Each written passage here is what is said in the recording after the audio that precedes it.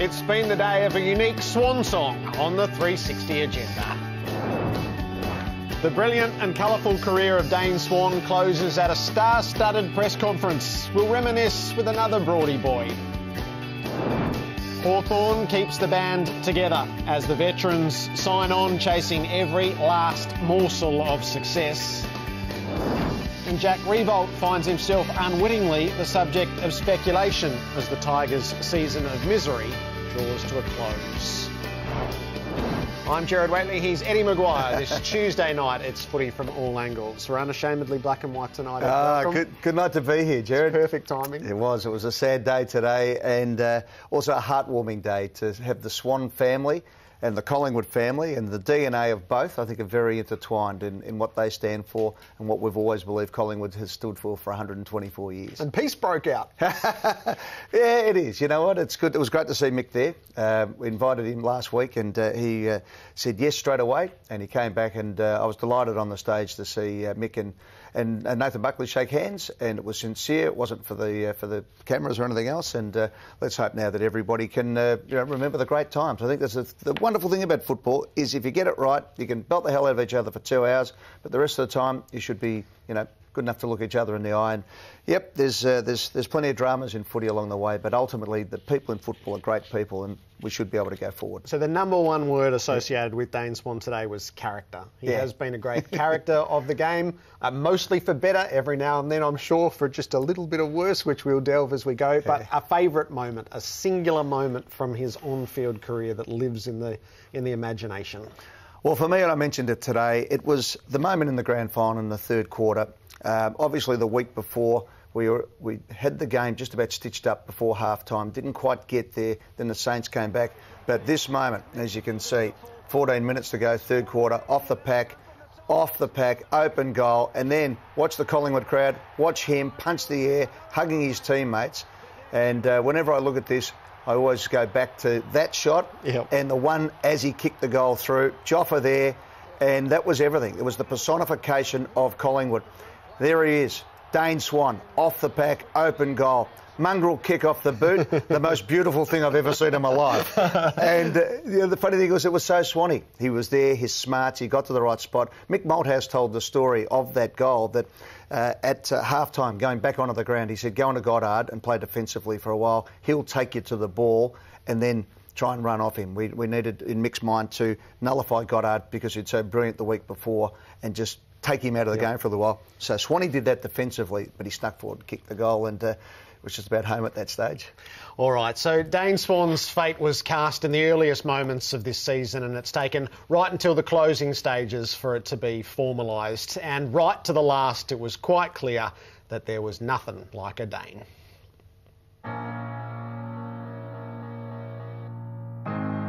Probably a few weeks ago now, 2-3 weeks ago, I thought it was probably time. I just couldn't trust my foot. He can't put any weight through that right leg of his. He doesn't stay down like that. He's hard, Swanee. He doesn't show when he's hurt. I was trying to fight the decision a lot. In my head, I've probably known for a while that I don't think I could play. Yeah, the injury is of a nature that,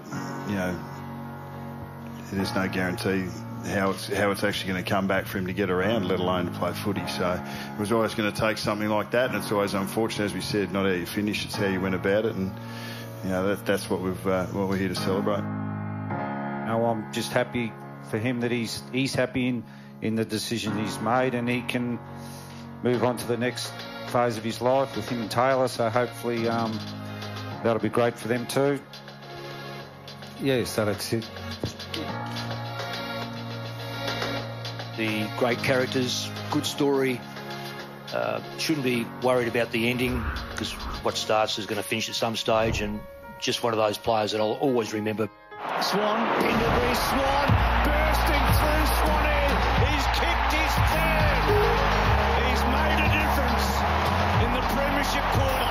We really saw the evolution of the type of midfielder that we're probably seeing a little bit more now, but he was the prototype and no one has really done it better since. Here is Swan, deep in the pocket, he's kicked the goal. Swanee looked after himself. He had the ability, had great pride. The pride factor was the greatest. because he was not going to see someone beat him. Swan, chance here. He can run this Swanee. He's going to arch his back and take them on. Gets to the pocket. And yes, he does. He's one of the greatest players in the history of this club. He's the player of his generation, whose love from the president to the cheer squad, to the boot stutter, to his teammates, to his captains, to his coach, is something that's quite spectacular. So the end for Dane Swan and his place in the grand scheme of things. So we had a handful of questions here which you're perfectly placed to answer. He's a fascinating figure in the Collingwood pantheon. He's the bridging figure, and it's there in black and white, between the 6 Buckley Copelands and the Pendlebury 4 which will grow. Where does he fit in the scheme of things? Right in there, because you look at people like Lou Richards, who was a great footballer but transcended the game itself. Jock McHale, even going back to Dick Lee in the early part of the century, who was the first genuine superstar of the competition. What I love about Dane Swan is that he's almost the lyrics of a Jimmy Barnes song or a Bruce Springsteen song. You know, everyone identified with him at the club. As I said, Neil Price, our boot starter, couldn't come into the press conference today because he was just so emotional about Swanee leaving. You know, his beautiful partner there, Taylor. But in a lot of ways, I don't think the media and even the football world appreciates the bridge that he actually has brought together for working class kids as well. And I was thinking about it during the week with all the stories being written in the Herald Sun about Darren Mullane. There's a bit of similarity between the two in that people outside didn't quite get them. People inside loved them, gravitated to them. They were great people. They inspired. Yeah, they were rogues and they might have done a few things, but everything they did was based on pure honesty and commitment and friendship and never dudding their mates. And they had a moral code that sometimes, you know, was an oxymoron to what they were doing at times. You know, a bit hard to talk about a moral code when you've seen them coming out of the courts. But it was there. And that was the strength of Dane Swan. So, yeah, the connection between the two, he did it all. He won the medal, the Jim Steins medal in Ireland. He won the Copeland. He was in the top 2 in the Copeland for the last 8 years. And a team that played, you know, top 4 football most of the time. He won the Brownlow. Could have won a couple. Could have won 3, as he said today. He won the premiership. He won everything. He had that 4-year stretch from 2010 to 2013, 94 games, where he averaged 32 disposals and gathered 109 Brownlow votes in that stretch of games, and he finished first, 2/3 and a 4th. The most Brownlow votes in the history of Collingwood. Dane Swan. Yeah, he was such a prolific ball winner. I mean, you couldn't stop him getting 30, essentially, over that 4-year block. Yeah. Sour mightn't be the right word. Is it a sad ending? He sat there today and he said the idea of kicking a footy, he felt like his foot would break into 1,000 pieces if he did, and while his heart was desperate to go on, he couldn't. And it did have that tinge to it, as few get to choose their time, and he had it sort of ripped away from him. He did. Round 1 and the first play of the year for him, and here it is here. And when he went down, I think we all thought, oh no, has he done an ankle? Then you hoped he'd done his knee when he rolled back like that, because, okay, you can get through the knee. But you could tell it was something terrible. And this just shows what he was like. I mean, he started walking off himself. In the next little period, his book will come out, and there's a documentary that the club has done, and I've been privy to see his x-rays. When you see his x-rays, you'll say, why was he even thinking about coming back to play football? This guy should be worried about walking ever again. He's a tough bloke. And it was just horrible his foot disintegrated, basically. Yep. I mean, it has been put back. The surgeons have just been brilliant in the way they've done it. But he has got so much hardware in his foot at the moment that, look, you know, you go with him, you hope your fingers are crossed, but when you see these x-rays, you think there was probably never any chance of him coming back. Even if he was 26, there would have been struggle for him coming back, failures at this stage of his life. I imagine he was a figure that you would have had your fingers crossed about a few times. He was, I think it's fair to say, a risk to corporate branding. Only if your corporate branding is for people who've never made a mistake in their life, of which apparently there was one, and they put him on a cross too. What was the most troubling moment that he caused you as president of a football club? When the phone goes off at 2 o'clock when you're the president of a footy club, they're not ringing to tell you you've won Tats Lotto. Look, probably early on for Swanee, and we spoke about it today. He got into a fight, and it wasn't great, and he paid his dues. But we were worried at that stage, and it was funny because you had my connection to his family through growing up and watching Billy Swan play, and his uncle Roy Ramsey, who are the two local heroes in Broady, and the Scottish fraternity. His grandfather's got great friends of my father, and then you had Greg Swan, who was a CEO, who played with Billy down at Williamstown, so neither of us wanted to sack him or anything like that. And then you had Mick, who desperately wanted him. So there was a lot of good cop, bad cop in that whole scenario. He was never going to be sacked. But we weren't sure at that stage whether he was going to become a complete knucklehead or whether he was going to be a great player. And Billy's father, I think, put it well today, and Dee's mum. It was no trouble at school. I mean, there was no trouble. There was nothing in Aitley bad ever about Dane Swan. He was a ripping bloke who just got into a few muck-ups along the way. And so for your branding, I'll tell you what it is for our branding. I hope that he is the epitome of our branding at Collingwood, that you can still be a kid from the suburbs. You can have a few rough edges, and you can come through and you can live the dream, and you can finish off being a Collingwood hero as he was today. He was sent off in a style that no Prime Minister ever gets, and I hope that's the branding, that at Collingwood we accept everybody, and you're judged by your actions, not by the PR spin. Did you ever use the shared heritage that you've just described there to lay it down to him? Yeah. And to tell him, you're going to blow this, you're going to waste this? Yeah, we did. Yeah, we had, there was a couple of pretty heavy conversations along the journey, but the thing with Swanee is that he understood when people were giving him those addresses, he knew it wasn't personal. Well, he knew it was personal, but he knew it was personal coming from people who loved him, who wanted him to do well. And he picked it up, and as he said, it's like Mark Twain wrote, didn't he, that when he was 15 he couldn't believe how stupid his father was, and by 22 he couldn't believe how smart his father had become in 7 years. Well, Swanee was a bit like that, but he had great people always in his corner. I mean, his mum and dad are two of the best people. His extended family are just wonderful, wonderful people. His grandfather was there today, Billy, who, on his mother's side, who actually played for Victoria on Olympic Park, our training ground, in soccer back in the 50s and 60s as a migrant coming through. So he's got a wonderful heritage and moral code, as I said. He's got the old-fashioned working-class moral code. Never dud your friends, always stand firm. So when you come from stock like that, it was only a matter of just, guiding him through. And with so many guys from the suburbs, as we've seen over generations, you've just got to get him to a certain stage. He didn't need too much because he was so proud in his performance. He's a ripper. Could anyone else have put that band back together today? It did strike me as if there was sort of that self-deprecating figure, that cheeky boy who could sit Ed and Mick and Bucks back together to resume services that have been shared over such a long period of time, that it would be him. Yeah.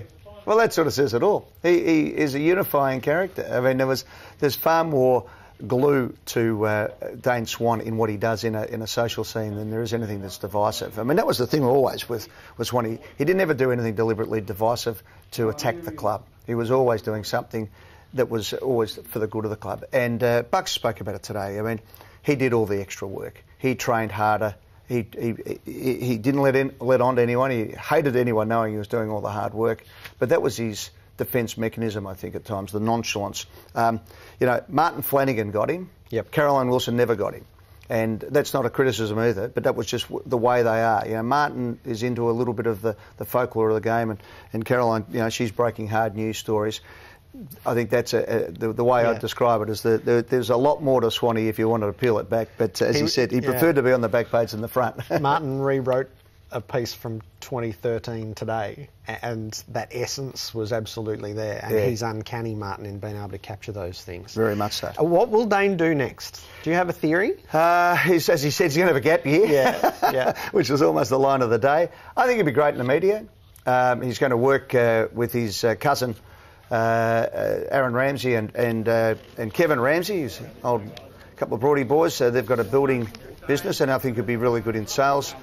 We've had Ben Johnson and Chris Tarrant come back and work in the sales department of Collingwood. It's amazing. Couldn't get these blokes to turn up to training. Now I can't get rid of them. They're wonderful blokes. Is he interested enough in footy as a core to stay involved for the next phase of his life? I think he will down the track. He's got too much understanding of the football caper. He reads the game well. He understands it.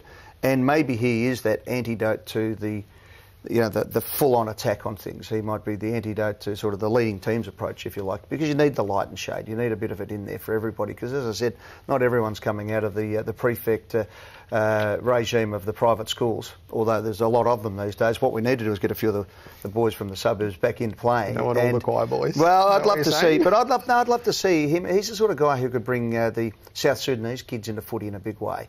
There's a lot for Dane Swan to give. As you said, the corporates may not quite like him, but I tell you what, he's the first invited to their functions because they love him. They're fascinated by him.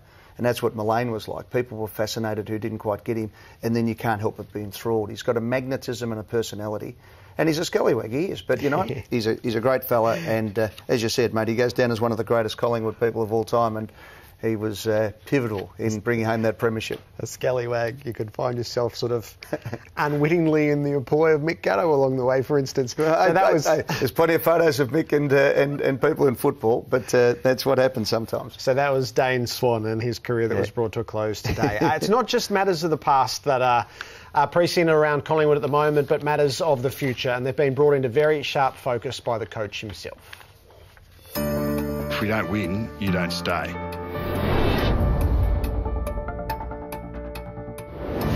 Can you realistically say that you think you'll still be there at the end of next year if you don't make finals? Oh, like there's no way. It's that clear cut. If you don't make the finals, you won't survive. Well, I would have thought that. Is that saying something that someone else doesn't think? You know, I get the feeling, Bucks, without having spoken to you about it personally, that you actually quite enjoy the scrutiny and you quite enjoy having your head on the chopping block and you perform better. He really has only just stated the bleeding obvious. Yeah, but we're not used to coaches doing that, are we? I love the fact that he's been so honest, and if I was a Collingwood supporter, I'd be absolutely thrilled with a coach making such an honest statement. If you don't win, you don't stay. That's just a simple fact of professional sport, elite sport. If you don't win, you don't stay. It's been floated now for the public, Damo, in my eyes, to hang Nathan Buckley on these comments. Most people would expect if you've had 4 years and you're not playing finals that then you're probably going to be looked at. You have put your head back on the guillotine here, have you not? When wasn't it on there?